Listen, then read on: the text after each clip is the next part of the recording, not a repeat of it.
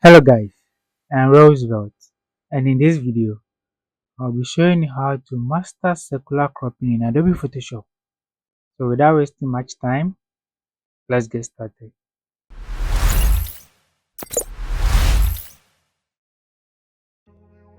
So I have my model's image over here.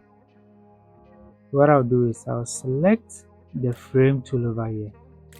For selecting the frame tool, make sure you select the elliptical frame. So select the second one, then hold on the shift key, left click and hold and drag. The reason why we are holding down the shift key is that we want to create a perfect circle. So hold down the shift key, left click and hold and drag.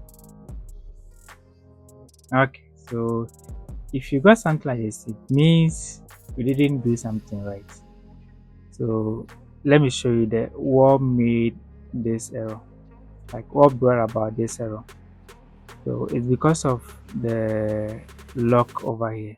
So let's delete the frame 1 layer and then left click here once to unlock our models layer. Now that we've unlocked our models layer, select the frame tool once again, select the elliptical frame and then hold down the shift key, left click and hold, and then just drag, draw your shape. Perfect. So now you see that the elliptical frame is working now. So let me push it. If this part of the layer is active, you see that there is some white line on the outer part of it. That means it's active. If this side is active, it means the frame itself is active.